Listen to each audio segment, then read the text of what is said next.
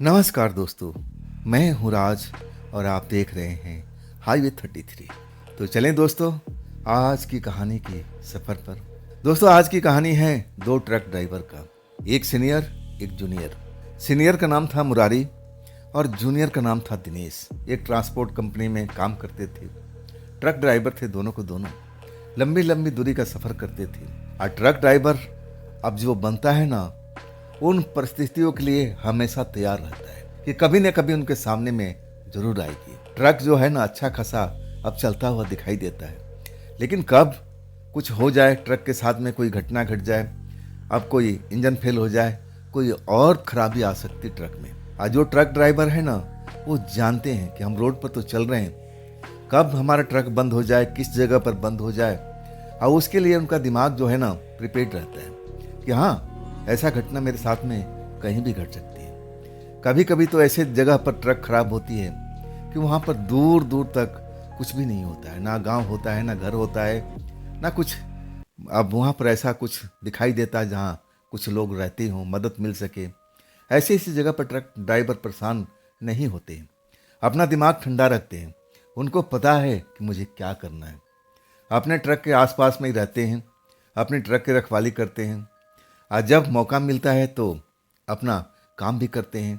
अब मिस्त्री लेके आना और सब कुछ काम करवाना दिनचर्या में था। ये अलग से कोई विशेष घटना नहीं होती थी। ऐसे ही घटना अब मुरारी और दिनेश के साथ में घटता है। ट्रांसपोर्ट कंपनी में काम करते थे, माल लेकर के सुबह के निकले हुए थे, लेकिन अभी उनको सफ़र बहुत लंबा करना था। मुरारी ट्रक चला रहे थे, दिनेश असिस्टेंट थे, तो अपना खिड़की के पास बैठे हुए रोड देख रहे थे। लगता था कि अभी तो सफ़र बहुत लंबा है। दोनों लोग आपस में बात करते हुए, हंसी मजाक करते हुए सफ़र ऐसे ही कटता है। जब 4 बजता है ना, तब अचानक उनका ट्रक घरघराता है और रुक जाता है। अब समझ गए, मुरारी सीनियर थे, ट्रक को चेक करते हैं। तब उनको कुछ समझ में नहीं आता है।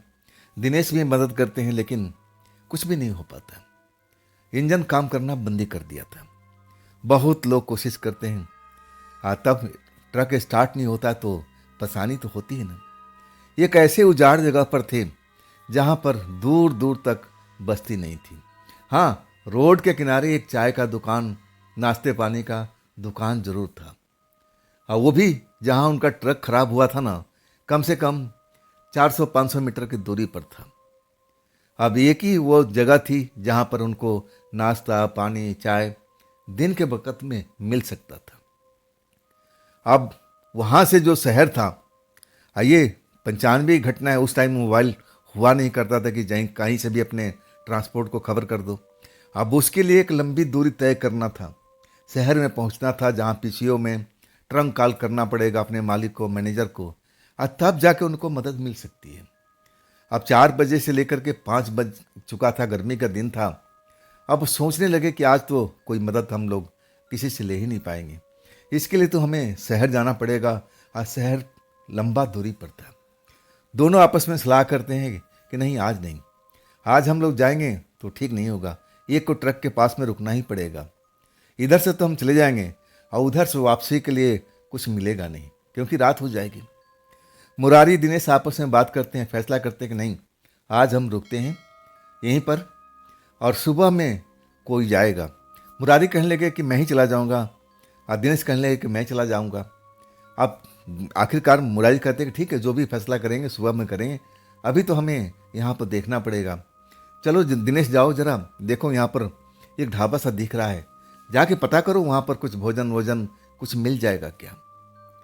दिनेश चले जाते हैं। मुरारी अपने ट्रक के पास में अब दिनेश को भेज करके इंतजार करने लगते हैं। अब उनके पास में काम ही क्या था। आसपास देख रहे हैं, खेत है, कुछ जंगली इलाके दिख रहे हैं, रोड पर कभी कभी कोई वाहन गुजरता हुआ दिखाई दे रहा है। और उधर दिनेश जो उस ढाबा पर जाते हैं, जो उनके ट्रक जहाँ खराब हुआ था, वहाँ से 400-500 मीटर की दूरी पर रोड के किनारे था, वहाँ पर पहुँच जाते हैं। वहाँ जाने के बाद जो देखते हैं ना, अब वो दिलफेक इंसान तो थे ही। वो देख रहे हैं कि वहाँ पर एक बूढ़ी औरत है, एक बूढ़ा आदमी है, और उसके साथ में एक जवान लड़की है, और वो भी सुंदर है। अब दिनेश तो ऐसे ही थे, मनचला इंसान थे, दिलफेक इंसान थे। जहाँ भी कोई सुंदर लड़की देखी बस खुश हो जाते थे। अब उनकी बांसी खिल जाती है, खुश हो जाते हैं उस लड़की की सुंदरता देख करके, और वहाँ पहुँच जाते हैं, पूछते हैं कि क्या क्या आप लोग के पास में मिल जाएगा, नाश्ता मिल जाएगा, खाना मिल जाएगा। हाँ, ज़्यादा जो बात करती है ना वही लड़की करती है। बूढ़ा बूढ़ी जो थे, अब एक तरह से अपना होटल वोटल संभाल रहे थे, छोटा सा ही उनका ढाबा था, कोई विशेष तो बड़ा नहीं था। लग रहा था कि गरीब परिवार से है और यही इनका जीविका है, कमाने का जरिया यही है। दिनेश तो अपना अब उस लड़की से बात करने लगते हैं। अब अपना जादू चला रहे हैं कि किसी तरह लड़की उनकी बातों में फंस जाए। लड़की भी अब वैसी भी थी, क्योंकि सड़क के किनारे जब ढाबा चल रहा है, एक से एक लोग आते होंगे, ट्रक वाले रुकते होंगे, तो वो भांप लेती थी कि लड़का कैसा है। अब उसको भी अनुभव हो चुका होगा, वो भी समझ जाती है कि लड़का मेरे पर लट्टू है, लेकिन हाथ नहीं आना उसको जो भी सोचना था। अब दिनेश समझ सकते इसी चीज़ को, लेकिन दिनेश को लग रहा था कि ना, इस लड़की को मैं इतना इम्प्रेस कर दूंगा कि मेरी बातों में फंस जाएगी। अब इसके बाद पता करते हैं कि भाई क्या क्या भोजन मिल जाएगा। हमारा ट्रक खराब हो गया है, वो देखो मेरा ट्रक है और हमें रात का भोजन चाहिए। लड़की कहती है कि देखिए, ज़्यादा से ज़्यादा हम लोग 8 या 9 बजे तक रुकते हैं, और इसके बाद हम ढाबा वगैरह बंद करके हम अपने गांव, यहाँ से 2 किलोमीटर की दूरी पर हैं, हम चले जाते हैं। रात को हम यहाँ पर नहीं रुकते हैं। अगर आपको जो भोजन चाहिए अभी बता दो, ऑर्डर कर दो, हम वो तैयार कर देंगे। दिनेश वो भी नॉनवेज खाते थे, मुरारी भी खाते थे, तो एक तरह से इम्प्रेस करना था कि हम लोग महंगे, अब एक तरह से महंगे इंसान हैं, पैसे वाले लोग हैं। दिनेश अपना अब महंगे महंगे जो सामान है उसका ऑर्डर करने लगते हैं कि भाई हमें नॉनवेज में ये बना दूँ। लड़की का तो यही काम था, 2 पैसा उसके पास में आना चाहिए। अब वो अपना ऑर्डर लेती है, कहती है कि ठीक है, आप ज़्यादा से ज़्यादा 8:30 बजे तक, मैक्सिमम 9 बजे तक आ करके भोजन अपना ले जाना, और इसके बाद देर मत करना, क्योंकि हम लोग को गांव में जाना होता है, यहाँ से 2 किलोमीटर का सफ़र है, हमें तय करना होता है। आप दिनेश कहते हैं ठीक है, हम आ जाएंगे, क्या आप रात में यहाँ नहीं रुकती। एक तरह से इम्प्रेस करने की कोशिश करते हैं, बहलाने फुसलाने की कोशिश करते हैं। लड़की मुस्कुराती है, अपनी अदा दिखाती है, और अदा में जैसे दिनेश तो खुश हो जाते हैं। लड़की कहती है नहीं जी, हम रात को नहीं रुकते, हम आपको बता दिए ना कि 9 बजे से पहले पहले भोजन ले जाना। हाँ, तब दिनेश कहते हैं कुछ पीने पिलाने का भी मिल जाएगा। लड़की कहती है क्या चाहिए आप बताइए, उसका भी इंतजाम हम कर देंगे। दिनेश बड़ा खुश हो जाते हैं। थोड़ा कभी कभी वो पौवा मार लेते थे, साथ में मुरारी भी अपना कर लेते थे, उसका भी ऑर्डर देते हैं, पैसा एडवांस दे देते हैं। अब बड़ा खुश हो जाते हैं। कुछ देर बैठने के बाद में, अब फिर बातचीत करने के बाद में उनको लगा कि ठीक है, अब वहाँ मुरारी के पास चले जाते हैं, बता देते हैं कि आज मैंने खाने का ऑर्डर दे दिया, यहाँ तो सब कुछ का इंतजाम है, जो कहोगे सब कुछ मिल जाएगा। मुरारी भी खुश हो जाते हैं। आखिरकार रात होती है 8:30 बजे के आसपास। अब जो दिनेश थे वहाँ चले जाते हैं।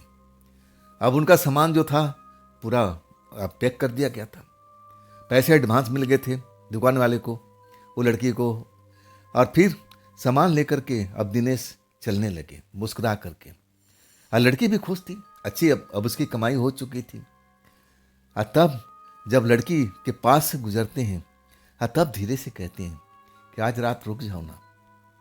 लड़की सुनी कि नहीं सुनी ये तो नहीं कह सकते दिनेश को, लेकिन लड़की उनकी तरफ देख करके मुस्कुरा दिया। अब दिनेश का दिल था बाग बाग हो चुका था। उनको लगा कि बस मामला पट गया है, आज रात लड़की जरूर रुकेगी, मेरी बात को समझ चुकी है। बहुत खुश हो जाते हैं, भोजन लेकर के चले जाते हैं, बार बार मुड़ के देखते हैं। लड़की भी उनको इस्माइल का जवाब इस्माइल से देती है। फिर ट्रक ड्राइव जो उनका ट्रक खड़ा था वहाँ चले जाते हैं, बड़ा खुश नजर आते हैं दिनेश। तो मुरारी पूछ लेते हैं, अरे बड़ा खुश हो रहे हैं, बात क्या है। दिनेश कहते हैं छोड़ो ना, तुम्हें अब इससे क्या मतलब है। मुरारी आप जानते थे कि इसके लक्षण और इसके चलन कैसा है, पूछते हैं कोई लड़की उड़की तुझे ढाबे में मिल गई क्या। तब दिनेश कहते हैं कि हाँ भाई, बड़ी खूबसूरत लड़की है, ढाबा चलाती है, उसके माँ बाप हैं, वहाँ पर। लेकिन वो लोग रुकते नहीं हैं। 8-9 बजे के बीच में सारा सामान इकट्ठा करके साइकिल पर रखते हैं और फिर अपना घर के लिए चल देते हैं। रात में रुकते नहीं। लेकिन आज मैं उसको रुकने के लिए बोल दिया। आज तो भाई मेरी किस्मत खुल गई है। मुरारी कहने लगे कि देख, यहाँ तक तो ठीक है, भोजन पानी, तू दारू भी मंगाया, यहाँ तक ठीक है, लेकिन लड़की के चक्कर में और भी मत पड़ अनजान जगह में। ये मैं तेरे को कितनी बार मना कर चुका हूँ। मुरारी उनको समझाने के अंदाज में सब कुछ कहते थे। मुरारी जो भी बोलते दिनेश सुनते थे, इस कान से एक कान से और दूसरी कान से निकाल देते थे। असर ही नहीं पड़ता था। वैसे ही थे वो, दिलफेक किस्म के इंसान, मनचला इंसान। जहाँ लड़के देखे बस लग जाते थे पीछा करने, पटाने के चक्कर में। मुरारी भी जानते थे कि ये मेरी बात तो सुनेगा नहीं, क्या फ़ायदा है बोल करके। लेकिन जो उनका फ़र्ज था, समझा देते हैं कि देख, ये जगह हमारे लिए अनजान है। अब हम भी नए हैं, तू भी नया है, रोड भी नया है हमारे लिए, और वो ढाबा भी अनजान है। वो जो लड़की है हमारे अब जैसे आसपास की नहीं है, कब से जानता है इसको, आज ही तो मिला है ना, अभी थोड़ी देर पहले। तो देख, इससे दूर रहा कर भाई। दिनेश मुस्कुराते हैं, कहते हैं अब भाई तुमसे तो कोई लड़की पटती नहीं है। अब मैं अच्छा खासा उस लड़की पर मेहनत किया हूँ, इतने पैसे खर्च कर दिया हूँ, इम्प्रेस कर दिया हूँ, तब लड़की मुस्कुरा करके अब शायद वो रात को रुकेगी। अब मेरे काम में टांग मत तो अड़ाओ। अब ऐसे ही थे दिनेश जी। अब किसी बात को मानते तो थे नहीं मुरारी जी का। मुरारी जी कहने लगे ठीक भाई, तू जान, तेरा काम जान। दोनों दोस्त अपना मज़े में खाना पीना करते हैं, पौआ लगाते हैं। अब आनंद आ जाता है। मुरारी को भी अब थकान जो थी वो भी दूर हो चुकी थी। गर्मी का टाइम था। अब इसके बाद थोड़ी ठंडी ठंडी हवा चलने लगती है। ट्रक के केबिन में सोते नहीं हैं। दोनों दरी बिछा करके सड़क के किनारे साफ सुथरा जगह पर बिछा लेते हैं। लालटेन जला देते हैं क्योंकि रोशनी करना जरूरी था।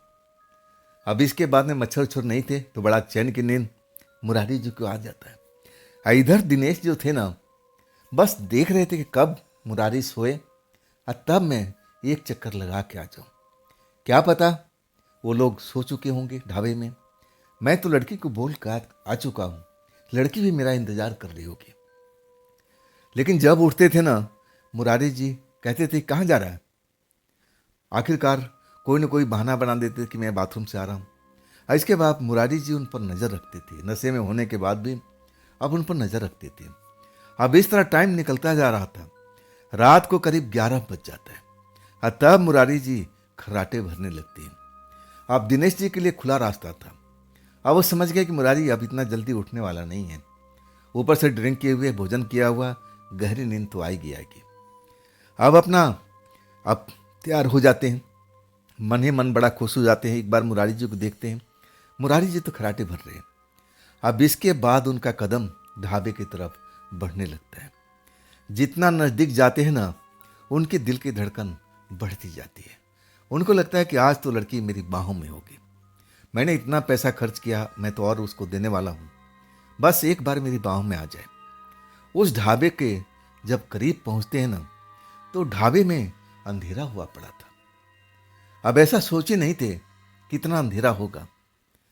अब लेकिन पता था कि आज लड़की ने हाँ भर दिया है तो जरूर ढाबे में रुकी होगी। लेकिन जब अंधेरा देखते हैं ना, तो मन थोड़ा सा बेचैन हो जाता है कि भाई इतना अंधेरा तो नहीं होना चाहिए। लेकिन हिम्मत करते हैं और फिर उस ढाबे में पहुंच जाते हैं।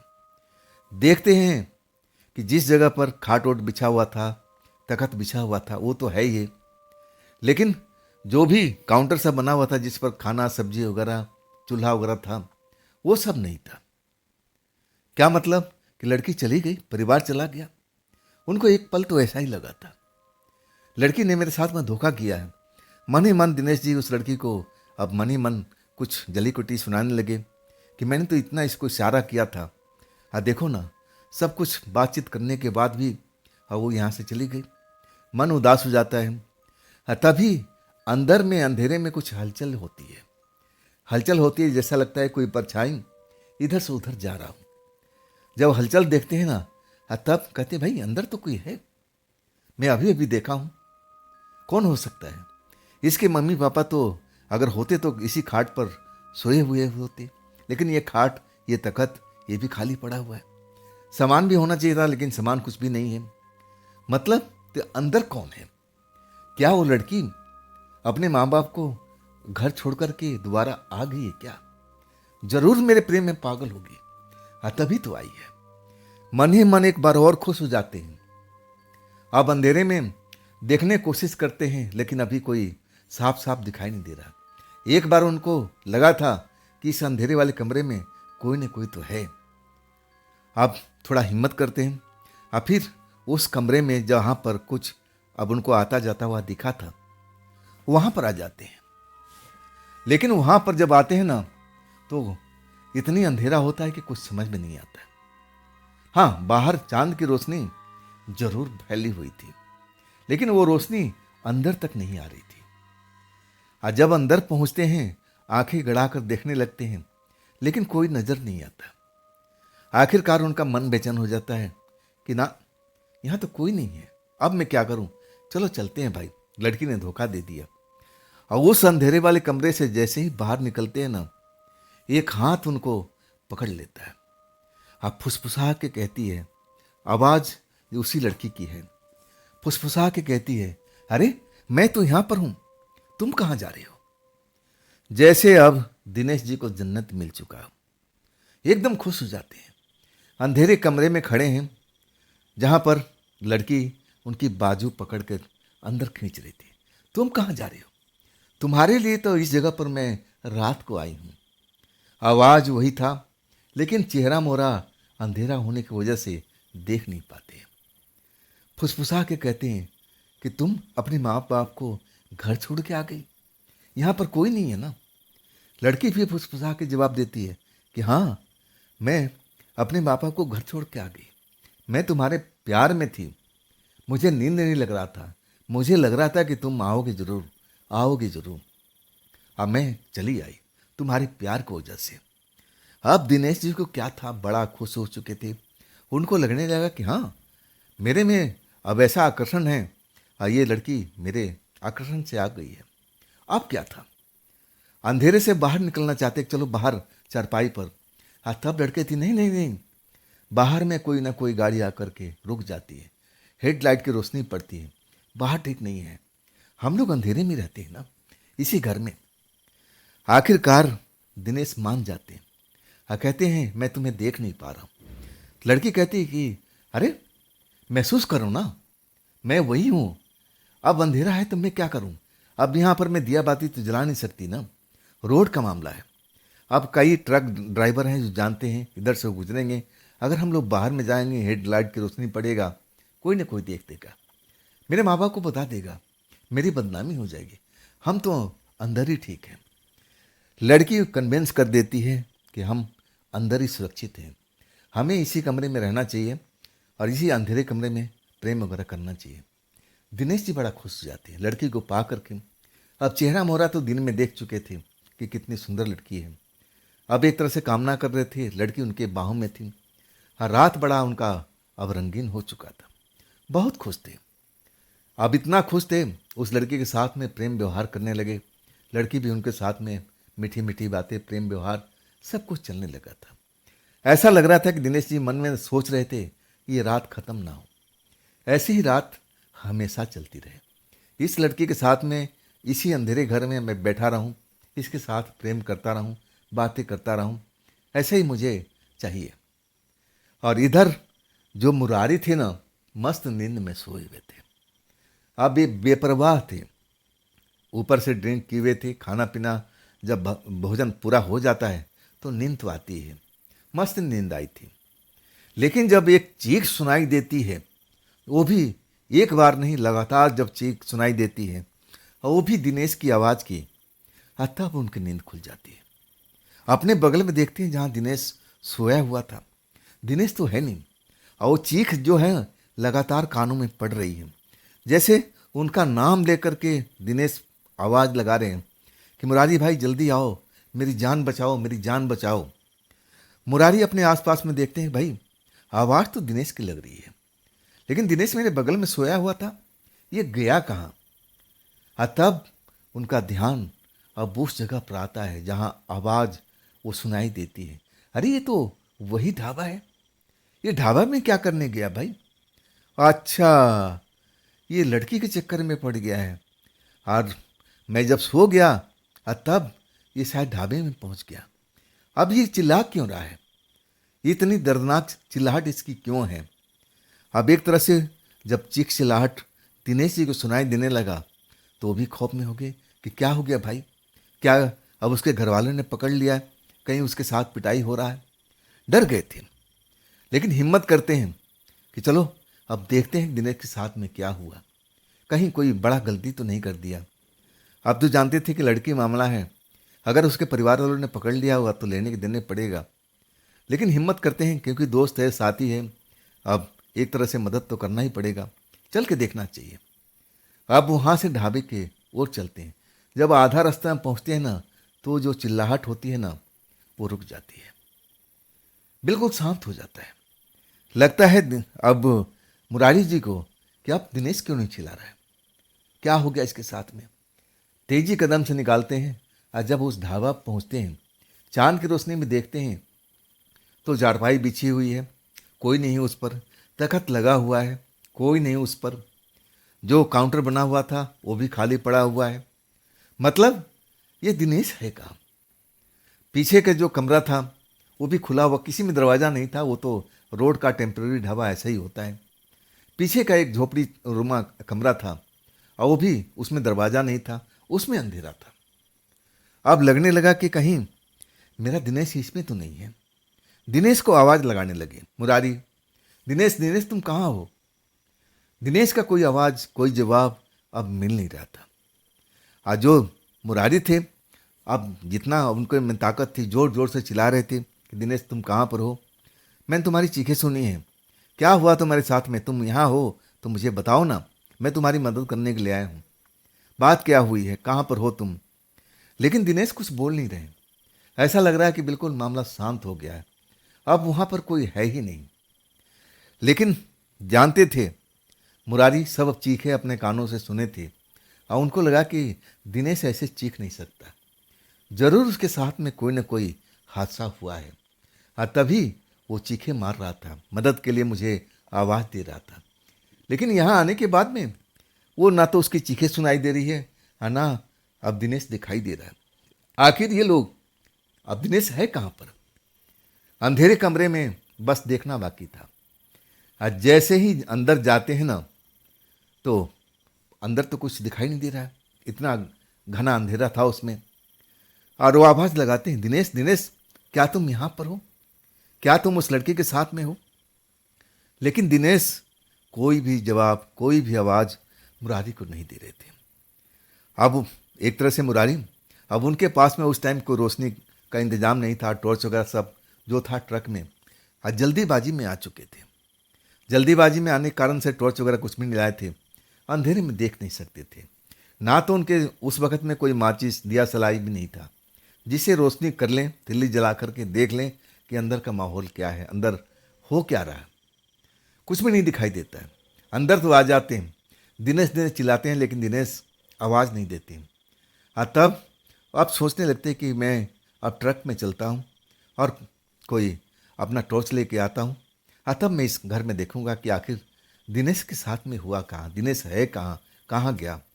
आज जैसे ही उस घर से जब कोई दिखता नहीं है, आज जैसे ही बाहर निकलते हैं ना, अभी बाहर निकले भी नहीं थे, तभी उनका पैर पकड़ करके कोई घसीट लेता है उसी कमरे के अंदर में, मतलब वो अंधेरे वाला कमरे में।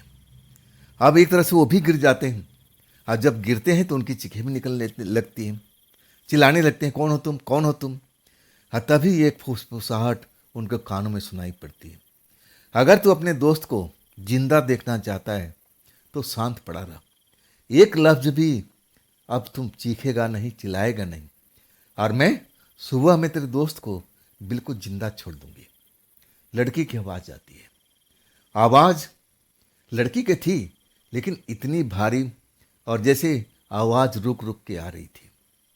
आवाज़ सुनकर के ही लगने लगा मुरारी जी को भूत प्रेत के बारे में थोड़ा बहुत उनको जानकारी थी, ट्रक ड्राइवर थे। और जैसी आवाज़ सुनते हैं ना, और उनके साथ में वो घटना घटती है, और तब लग जाता है कि ये तो भूतों का घर है भाई, ये आवाज़ किसी भूतनी का है।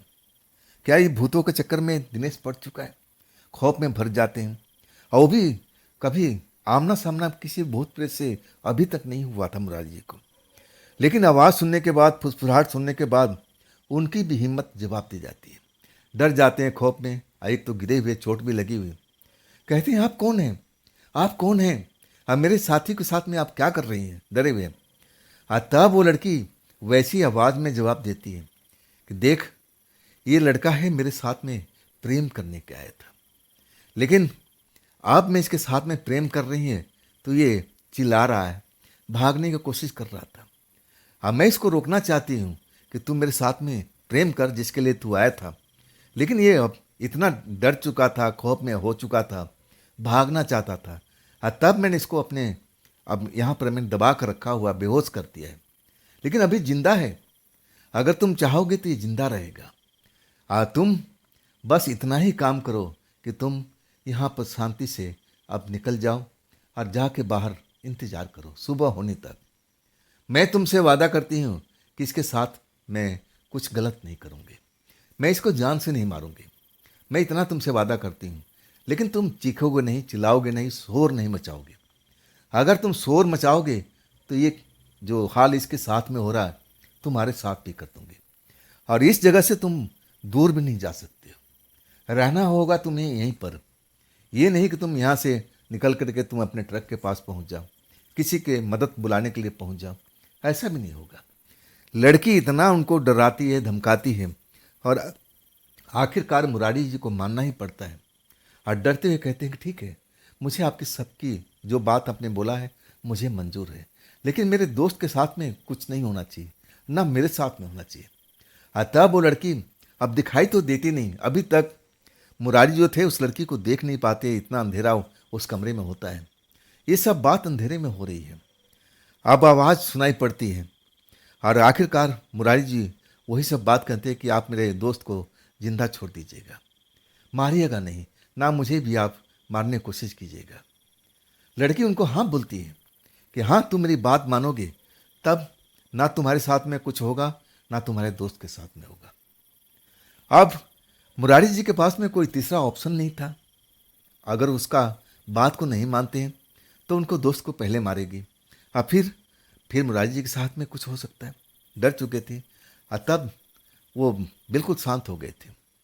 उसी तख्त पर अब लड़की ने आदेश दिया तो जाके बैठना पड़ा और कहने लगी कि तुम इंतज़ार करो, सारी रात यहीं पर रखना पड़ेगा, ये नहीं होगा कि तुम यहाँ से निकल के अपने ट्रक के पास चले जाओगे। मुरारी जी बड़ा भयभीत हो चुके थे।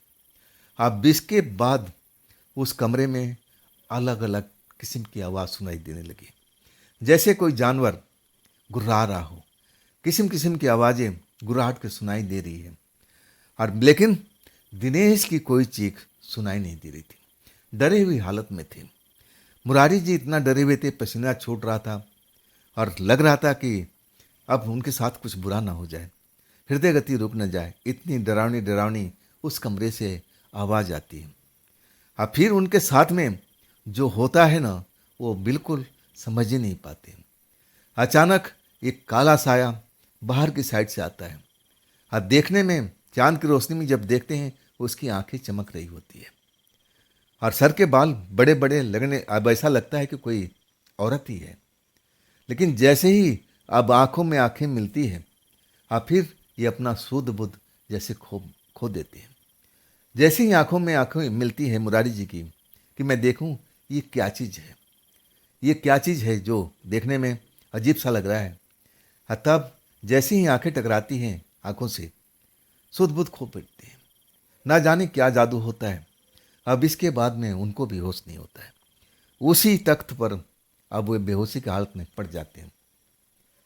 जब मुरारी जी की आंख खुलती है ना, सुबह हो चुकी थी। सारा घटनाक्रम अब उनको याद आ जाता है। क्या रे, उठते हैं, अपने आप को देखते हैं कि मैं सही सलामत हूँ।